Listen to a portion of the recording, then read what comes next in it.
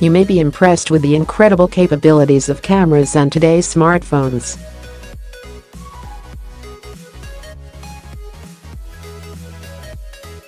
But according to imaging experts, that's nothing compared to what may be around the corner.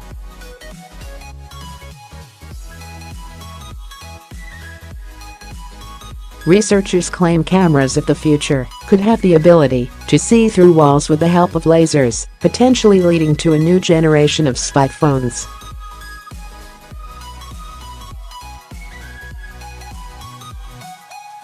In this article by The Conversation, Daniele Faccio, a professor of quantum technologies at the University of Glasgow, and Stephen McLaughlin, head of the School of Engineering and Physical Sciences at Heriot-Watt University, examine the technologies that could underpin a larger revolution of camera technology.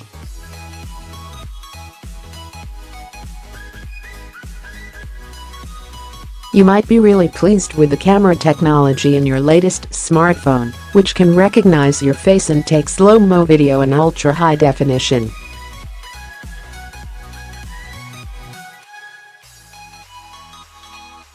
But these technological feats are just the start of a larger revolution that is underway.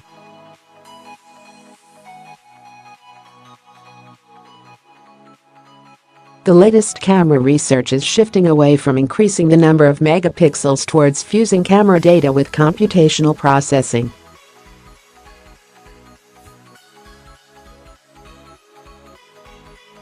By that, we don't mean the Photoshop style of processing, where effects and filters are added to a picture, but rather a radical new approach, where the incoming data may not actually look like an image at all.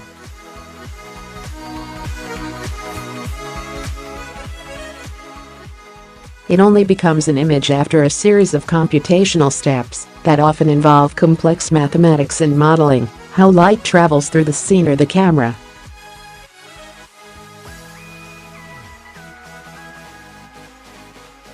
This additional layer of computational processing magically frees us from the chains of conventional imaging techniques.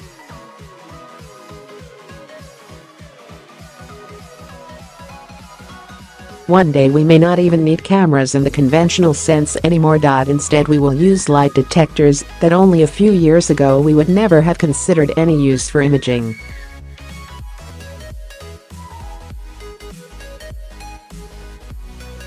And they will be able to do incredible things, like see through fog, inside the human body, and even behind walls.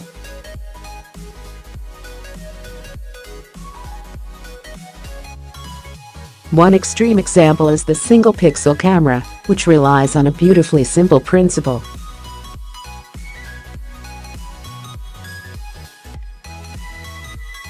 Typical cameras use lots of pixels, tiny sensor elements, to capture a scene that is likely illuminated by a single light source.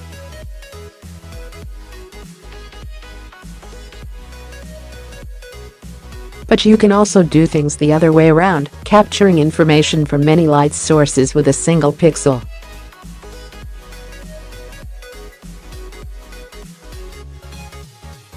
To do this, you need a controlled light source, for example a simple data projector that illuminates the scene one spot at a time, or with a series of different patterns.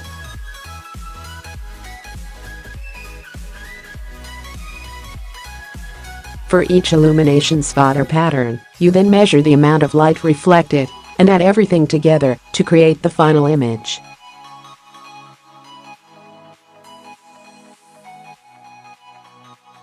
Clearly the disadvantage of taking a photo in this way is that you have to send out lots of illumination spots or patterns in order to produce one image, which would take just one snapshot with a regular camera.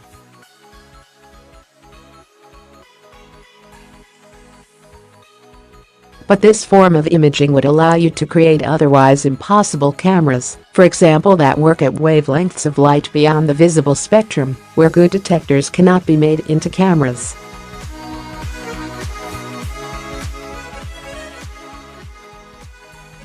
These cameras could be used to take photos through fog or thick falling snow.Or. They could mimic the eyes of some animals and automatically increase an image's resolution, the amount of detail it captures, depending on what's in the scene.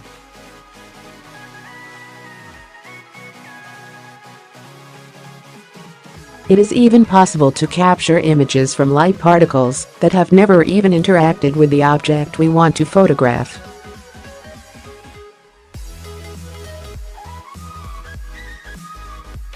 This would take advantage of the idea of quantum entanglement, that two particles can be connected in a way that means whatever happens to one happens to the other, even if they are a long distance apart.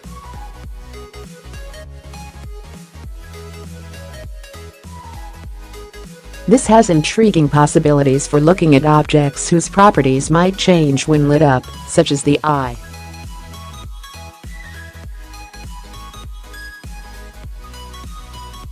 For example, does a retina look the same when in darkness as in light? Single-pixel imaging is just one of the simplest innovations in upcoming camera technology and relies, on the face of it, on the traditional concept of what forms in picture.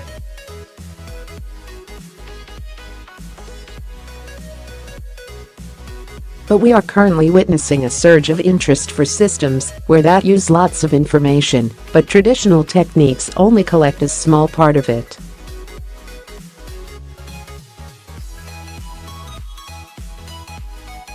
This is where we could use multi-sensor approaches that involve many different detectors pointed at the same scene.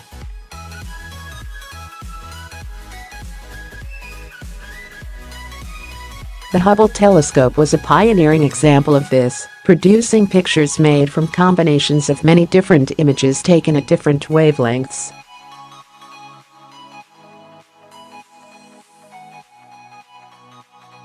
But now you can buy commercial versions of this kind of technology, such as the Litro camera, that collects information about light intensity and direction on the same sensor to produce images that can be refocused after the image has been taken.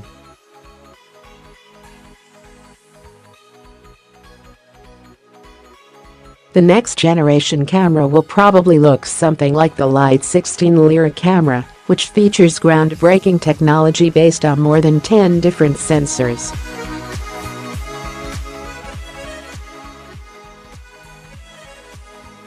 Their data are combined using a computer to provide a 50 MB, refocusable and rezoomable professional quality image.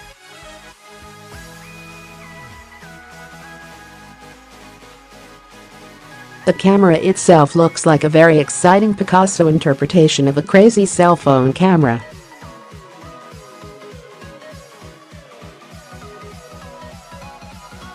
Yet these are just the first steps towards a new generation of cameras that will change the way in which we think of and take images.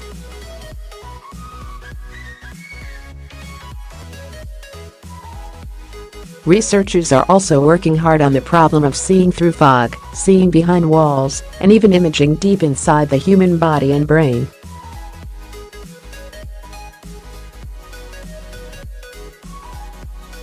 All of these techniques rely on combining images with models that explain how light travels through or around different substances.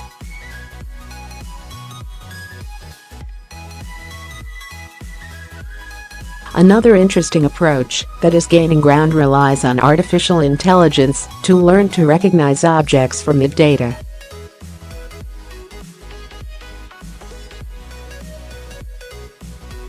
These techniques are inspired by learning processes in the human brain and are likely to play a major role in future imaging systems.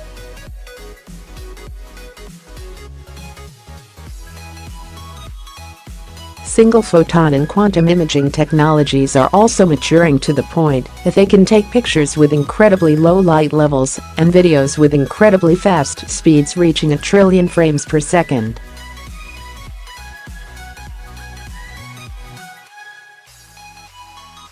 This is enough to even capture images of light itself traveling across a scene. Some of these applications might require a little time to fully develop, but we now know that the underlying physics should allow us to solve these and other problems through a clever combination of new technology and computational ingenuity.